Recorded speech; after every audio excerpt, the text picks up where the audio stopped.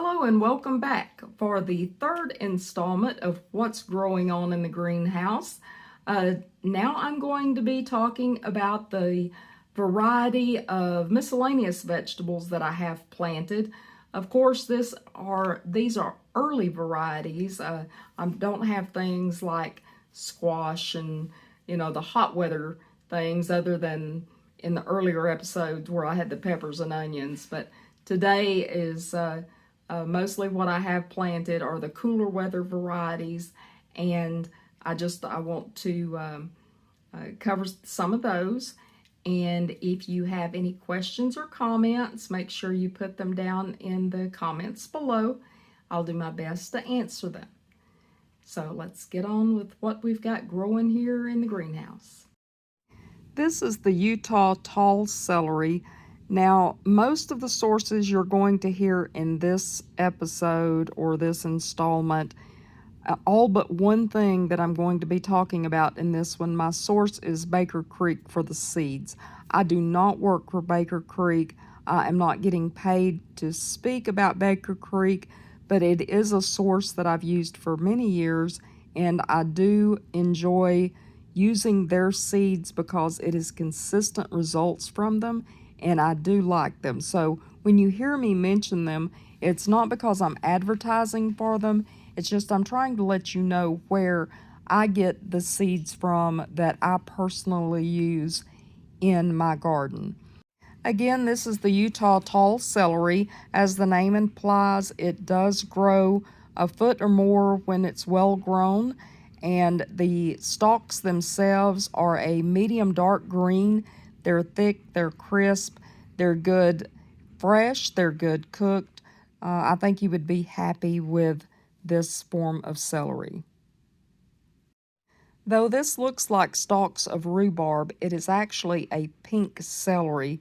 It comes from Baker Creek, and it is like a bubblegum bright pink celery. It's very easy to grow. It's actually easier to grow than the European varieties of celery. It has a slightly sweet flavor, and it's a very light and crisp, crunchy celery. So if you want something that is pretty on your plate and in your garden, this is a variety you need to try. This is the Mitoyo eggplant. I'm not going to promise that that's the correct pronunciation, so if you want to look it up, look at the name that I have here on the screen. But this is also Baker Creek, and this is the second year that I'll be growing this eggplant because I was very pleased with the results last year. It's pretty much almost black, and the flesh in it is very tender, very sweet. It can be eaten raw. It's very good with dip or something like that, but you can bake it, roast it, pickle it, whatever you would normally do with an eggplant, you can use this eggplant for. This is my Black Beauty eggplant. Again, seeds are from Baker Creek. It is the old standard type of eggplant. I've grown this variety for years. I like them because they have the traditional eggplant flavor. Now, they do need a long growing season because they come in much later in the year, and they don't have quite the yield that the others have, but I do enjoy this eggplant flavor. I love it in casseroles because it stands up to the long cooking times and that sort of thing. So I do like keeping the Black Beauty eggplant in the garden, even though I do grow the Mitoyo eggplant variety as well. And this is the point in the video where you really need to rely on the name that I'm showing on the screen rather than my pronunciation of them. So this is Yod Fa broccoli, and it is my absolute favorite broccoli as of last year. It was my first year growing it, and I love it because it is tender and sweet, and it tastes like a combination between asparagus and broccoli, and it's easy to grow. You eat the shoots, you eat the stems, you eat the flowers, everything pretty much I eat everything but the root. So it was a wonderful addition to the garden. I do have them growing again this year. This is the Calabrese broccoli from Baker Creek. It is an heirloom variety and it produces 5 to 8 inch size heads. It's a bluish green in color and it does have a lot of the little tender side shoots that can be used as well. And it has, when you cook it, it's a kind of a buttery, soft texture and a sweet, nutty flavor. So I think you would like this. I know I like this variety. It's great raw or cooked. And this is Choice Sum. It is also from Baker Creek. And I really like this one because it is a type of green that I can use not only for the leaves, but I can use the stalks, I can use the flowers. Pretty much, again, just like the Yodfa, the whole thing is edible, except I have not tried the roots, but I've eaten all the rest of it. And it is a very flavorful and also very nutritious vegetable. So if you're looking to add something with a little bit of extra nutrition, this is a good one to try, and the flavor is really good. I really enjoy it. While my husband doesn't like very many vegetables, he does love cauliflower, and this Robert cauliflower is one of the most productive that I've grown. It has very large heads. The curds within them stay very tight, and it seems to be able to withstand the temperature fluctuations that we get here in our area very well. And I have had a lot of luck with this cauliflower where I have not been able to grow other cauliflower. Cabbage was another vegetable I'd always had some trouble growing for one reason or another.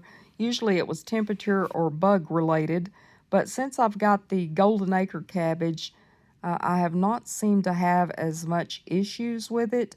I don't know, maybe we haven't had as many bugs or the weather has been a little more cooperative, but the golden acre cabbage, I've had a lot more production from it. It doesn't take up as much room in my garden, and so these seeds from Baker Creek for golden acre cabbage, I am planting again. This is about my 3rd year of growing them. They're very heavy cabbage for their size because the heads are very compact, and it's great for stir fries, for eating fresh, and I can cabbage. I know there's a lot of people say you can't can cabbage, but I do, and this is one of the varieties that I do can. This is the green twister coneflower or echinacea that is from Baker Creek. Now, I have previously grown echinacea, but this is the first year that I'll be growing this particular variety. I couldn't resist. It's just so beautiful. And echinacea is one of those things that attracts birds and butterflies and bees and all type of things to your garden. And it is drought resistant. It's very easy to grow. It's a perennial. I love echinacea. I grow it as a medicinal to keep in my, you know, herbal remedy cabinet. And since this is not a vegetable, it actually should have been on the herbal part 2 video, but I failed to put it in there, so that's why I've stuck it in here, because I didn't want you to miss out on seeing these gorgeous flowers that will also serve as medicinals and as pollinator attractants in my garden. I love a butterhead lettuce, and this is May Queen by Baker Creek.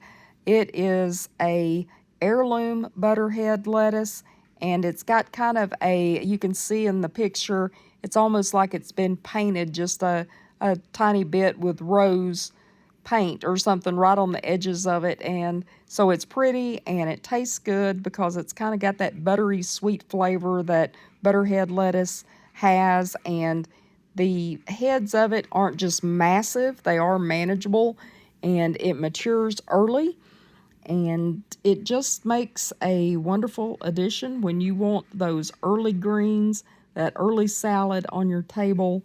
This variety is very high in vitamin A. And this last variety I cannot pronounce, so use the name of this on the screen to look it up, but I just call it a red romaine, and it's from Johnny's Seed, and it's a French romaine, and it has an excellent flavor. It's tender, it's tolerant to cold, but it does not like hot weather. So it's will regrow back. If you cut it off, it will grow back up and will give you repeat performance as long as the weather is not too hot yet for it. So this is a good addition for your salad garden as well. All right, and that is the varieties of miscellaneous vegetables that I have planted so far out here in the greenhouse. There will be more to come, but for now, until at least this colder weather gets past us, this is what I have growing on out here in the greenhouse. If you have any questions or comments, make sure that you put them down below. I'll do my best to answer them. I'll have links down below for the seeds that I have mentioned today. And if you have not subscribed to this channel, please make sure that you hit that subscribe button so you receive notifications of any future videos. If you are a subscriber, thank you so much. Thank you for helping this channel grow. Thank you for letting me know that you appreciate this channel. Please give it a thumbs up if you like the video, and I do hope that you come back real soon. Mountain Patriot Homestead, signing out.